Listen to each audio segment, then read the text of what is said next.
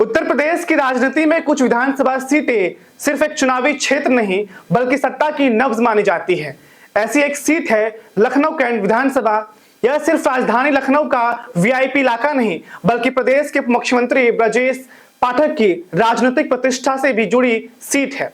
ऐसे में 2027 का चुनाव यहां सिर्फ विधायक चुनने का चुनाव नहीं होने वाला है बल्कि बीजेपी के प्रदर्शन और विपक्ष की रणनीति की भी बड़ी परीक्षा होगी। कौन मारेगा बाजी की इस एपिसोड में बात लखनऊ विधानसभा क्षेत्र की, लेकिन उससे पहले नमस्कार, मेरा नाम राजदीप है और आप देख रहे हैं डेली यूपी। लखनऊ कैंट विधानसभा उत्तर प्रदेश की विधानसभा सीट संख्या 175 है और यह लखनऊ लोकसभा क्षेत्र का हिस्सा है।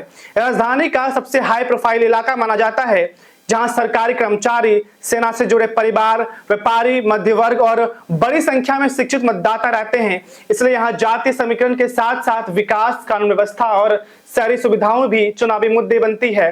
2017 में जब पूरे प्रदेश में बीजेपी की लहर चली थी तब इस सीट से बीजेपी की उम्मीदवार डॉक्टर रीता बहुगुणा जोशी ने समाजवादी पार्टी की उम्मीदवार अर्पणा यादव को हराया था। इस जीत ने साफ कर दिया था कि राजधानी की यह सीट बीजेपी का मजबूत गढ़ बन चुकी है। 2022 में बीजेपी ने बड़ा दांव खेलते हुए इस सीट से ब्रजेश पाठक को मैदान में उतारा। उन्होंने समाजवादी पार्टी के सुरेंद्र सिंह गांधी को 39,512 वोटों के अंतर से हराया। ब्रजेश पाठक को 1,08,147 वोट मिले और बाद में वो उत्तर प्रदेश के उप मुख्यमंत्री बने।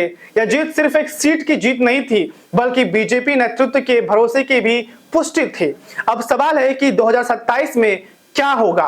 बीजेपी के सामने सबसे बड़ा मुद्दा होगा अपने विकास कार्य और सरकार की उपलब्धियों को जनता तक पहुंचाना। राजधानी में सड़क, ट्रैफिक, स्वास्थ्य सुविधाएं, सफाई, जल भराव और स्मार्ट सिटी परियोजनाओं पर जनता का मूल्यांकन चुनाव को प्रभावित कर सकता है। दूसरी तरफ समाजवादी पार्टी इस सीट पर शहरी मतदाताओं के बीच अपनी पकड़ मजबूत करने की कोशिश कर रही है। अगर विपक्ष एक मजबूत और लोकप्रिय चेहरा उतारता है तो मुकाबला पहले से अधिक दिलचस्प हो सकता है। अब ब्रजेश पाठक के सामने चुनौती क्या है? ब्रजेश पाठक प्रदेश के उप मुख्यमंत्री हैं, इसलिए जनता की अपेक्षाएं भी सामान्य विधायक से कहीं अधिक है। स्वास्थ्य व्यवस्था, सरकारी अस्पतालों की स्थिति, राजधानी की ट्रैफिक समस्या और स्थानीय विकास जैसे मुद्दों पे विपक्ष उन्हें घेरने की कोशिश करेगा। हालांकि बीजेपी के लिए सबसे बड़ा प्लस पॉइंट यह है कि ब्रजेश पाठक एक बड़े राज्य स्तरीय नेता हैं और पार्टी की संगठन भी इस सीट पर मजबूत माना जाता है। अब बात लखनऊ कैंट की जातीय और सामाजिक समीकरण की।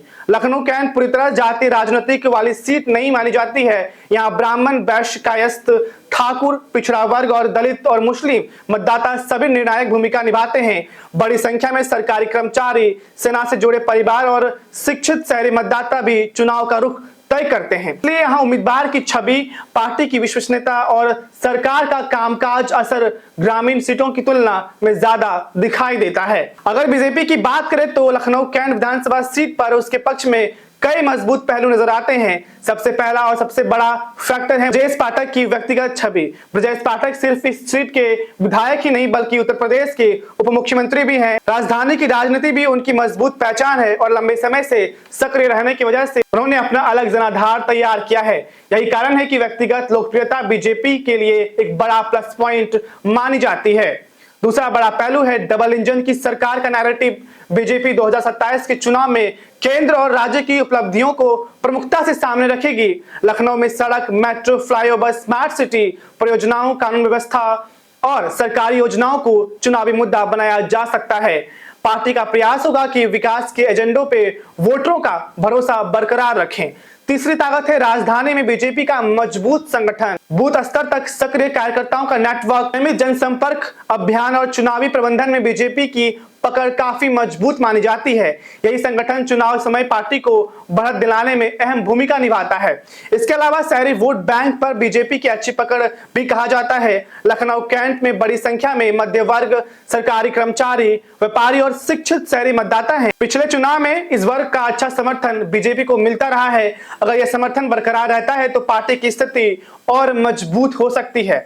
अब अगर समाजवादी पार्टी की बात करें तो उसके सामने चुनौती बड़ी जरूर है लेकिन मौका भी कम नहीं है। सपा की कोशिश होगी कि महंगाई, बेरोजगारी, स्थानीय विकास से जुड़ी समस्याएं ट्रैफिक, जलभराव और नागरिक सुविधाएं जैसी मुद्दों को चुनाव में प्रमुखता से उठाया जाए। पार्टी यह संदेश देने की कोशिश करेगी कि राजधानी की समस्याओं का समाधान अभी तक अधूरा है। दूसरी रणनीति होगी शहरी वोटरों के बीच अपनी स्वीकार्यता बढ़ाने की। पिछले कुछ चुनावों में सपा को शहरी क्षेत्रों में अपेक्षित सफलता नहीं मिली है, इसलिए 2027 में वह युवाओं, पेशेवर वर्ग और नए मतदाताओं की अपनी पहुंच मजबूत करने का प्रयास करेगी। इसके साथ ही अगर कांग्रेस और समाजवादी पार्टी के बीच सब कुछ ठीक रहता है, तालमेल बना रहता है, तो विपक्षी वोटों के बिखराव को काफी हद तक रोका जा सकता है। ऐसी स्थिति में मुकाबला पहले की तुलना में कहीं अधिक दिलचस्प हो सकता है। अब आपको क्या लगता है, लखनऊ कैंट सीट पे समाजवादी पार्टी वापसी करेगी या फिर से बीजेपी का यह मजबूत गढ़ और मजबूत हो जाएगा? आपकी जो भी राय है हमारे कमेंट बॉक्स में कमेंट कीजिए और देखते रहिए डेली यूपी। धन्यवाद।